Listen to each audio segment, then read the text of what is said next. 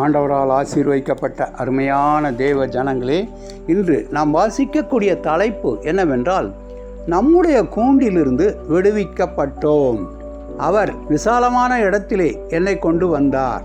சங்கீதம் 18வது அதிகாரம் 19வது வசனம்.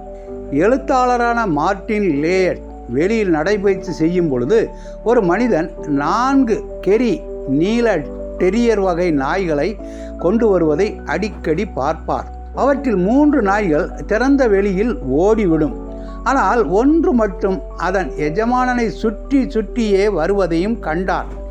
ஒரு நாள் லேயட் அதன் எஜமானனிடம் அந்த நாயின் வினோத நடத்தையின் காரணத்தை கேட்டார். அவர், அது பாதுகாப்பிற்காக பயிற்றுவிக்கப்பட்ட நாய். அது தன்னுடைய வாழ்நாளில் அநேக நாட்களை கூண்டிற்குள்ளேயே கழித்தது. இப்பொழுது டெரியர் கூண்டிற்குள் இருப்பதை போன்று எண்ணிக்கொண்டு தொடர்ந்து சுற்றி சுற்றியே வருகிறது என்று கூறினார். தேவன் நம்மை மீட்டு கொள்ளும் மட்டும் நாம் நம்பிக்கையற்றவர்களாய் பாவத்தில் சிக்கி கிடந்தோம் என வேதாகமம் குறிப்பிடுகிறது. சங்கீதக்காரன் எதிரிகளால் சூழப்பட்ட போது மரண கண்ணிகள் என்மேல் விழுந்தது, மரண கட்டுகள் என்னை சுற்றி கொண்டது என்கிறார். சங்கீதம் 18வது அதிகாரம் 4வது வசனமும் 5வது வசனமும். எதிரிகளால் சூழப்பட்டவராக, நெருக்கப்பட்டவராக உதவி கேட்டு கர்த்தரை நோக்கி கூப்பிடுகின்றார். வசனம் 6. பூமியை அதிரச் செய்யும் வல்லமையோடு உயரத்திலிருந்து அவர் கை நீட்டி என்னை பிடித்து ஜல பிரவாகத்திலிருக்கிற என்னை தூக்கிவிட்டார். வசனம் 16. இந்த காரியங்களை தேவன் நமக்கும் செய்கிறார்.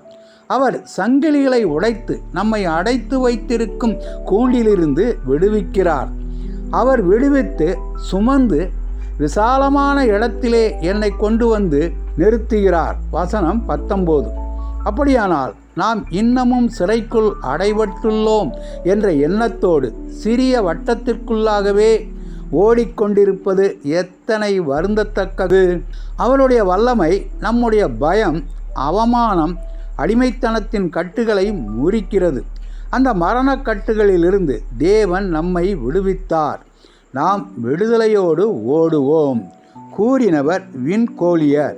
நம்மை அடைத்து வைத்திருந்த சிறை கூண்டுகள் எவை? இன்னமும் ஒரு பழைய கூண்டு நம்மை சிறைப்படுத்தி அடைத்து வைத்திருப்பதாக எண்ணுகின்றோமா? ஆண்டவர் தாமே நம் அனைவரையும் ஆசீர்வதிப்பாராக. ஆமேன்.